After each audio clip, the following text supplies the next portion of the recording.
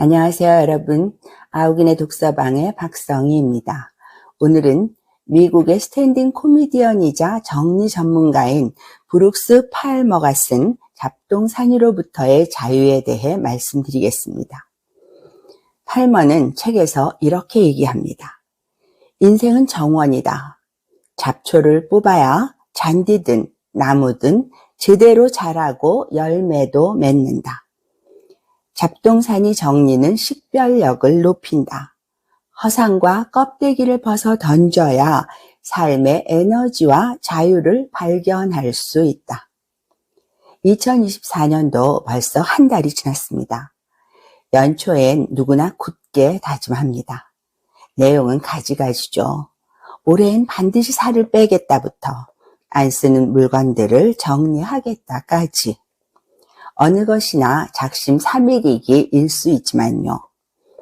다이어트도 어렵지만 집 정리도 참 쉽지 않습니다. 저도 마찬가지고요.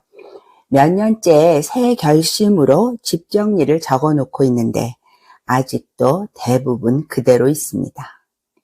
버리자, 버려야지 하며 꺼내놨다가도 어떤 건 아직 쓸만한데 싶고 어떤 건 비싸게 샀는데 살을 좀 빼면 입을 수 있지 않을까 싶어 하나 둘 도로 옷장에 집어넣곤 합니다. 딱한 노릇이죠. 신발도 비슷합니다. 저만 그런 것도 아닌 모양입니다. 몇 년 전 미국의 한 잡지에서 18살 이상 미국 여성 1,009명을 대상으로 조사했더니 7켤레 중 씻는 건 3켤레 뿐이라는 결과가 나왔답니다. 평균이 그렇고 13%는 무려 30켤레 이상의 신발을 갖고 있다네요. 대부분 1년에 3켤레 정도 새로 구입하는데 그중 19%는 단순히 기분 전환용이었답니다. 꼭 필요하지도 않은데 사들인 결과 신지도 않은 신발이 늘어난다는 얘기죠. 괜히 갖고 있는 게 어디 신발뿐일까요?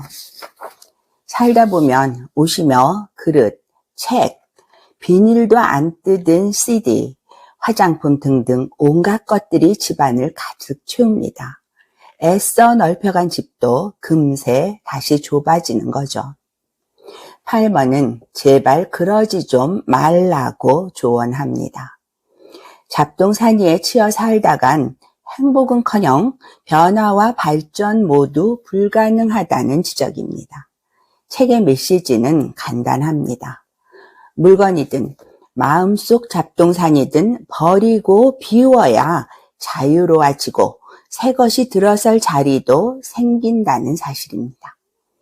가수 안재욱씨의 노래 중에 친구가 있는데 거긴 이런 대목이 나옵니다. 사랑이 날 떠날 땐 내 어깨를 두드리며 보낼 줄 알아야 시작도 안다고.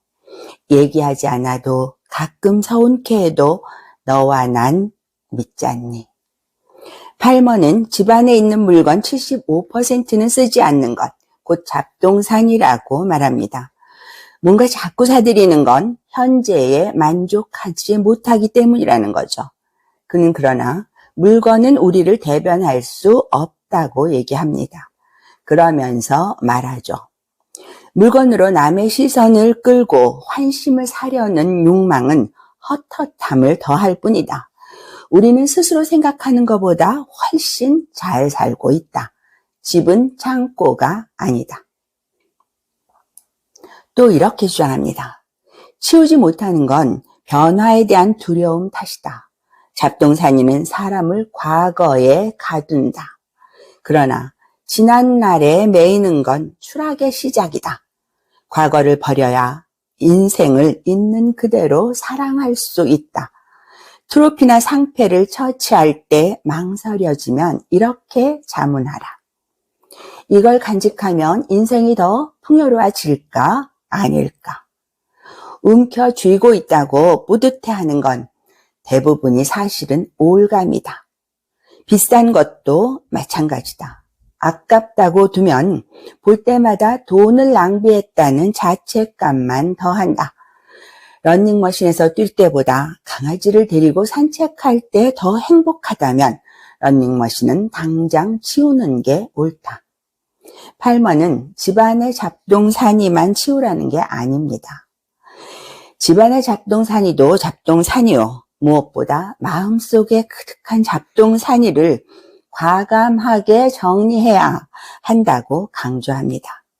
불평불만, 해결책도 없는 걱정, 알 수 없는 미래에 대한 고민, 지난날의 상처, 인정받고 싶은 욕구, 뭔가 감춘 데서 비롯된 죄책감과 두려움, 남의 인생에 대한 참견들은 사실 모두 부질없다는 겁니다.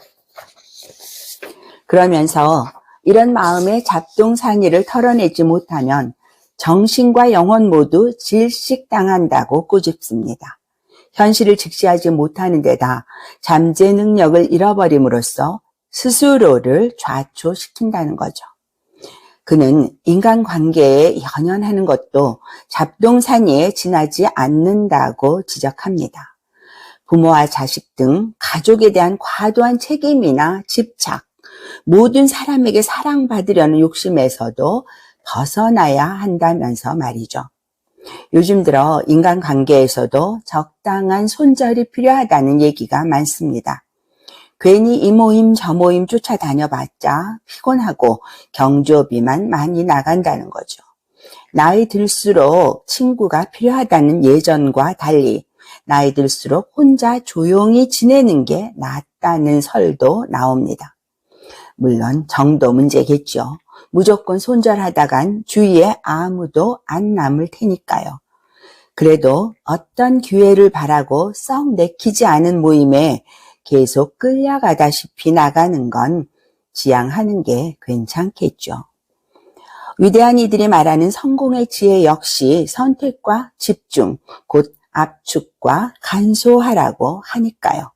일단 안 쓰는 옷과 물건부터 미련 없이 버리고 혹시나 하는 마음속 미망도 털어내면 좋겠습니다. 지금까지 브룩스 팔머의 잡동사니로부터의 자유를 소개해드렸습니다. 오늘도 아우긴의 독서방과 함께 해주셔서 감사합니다. 구독과 좋아요도 꼭 부탁드립니다.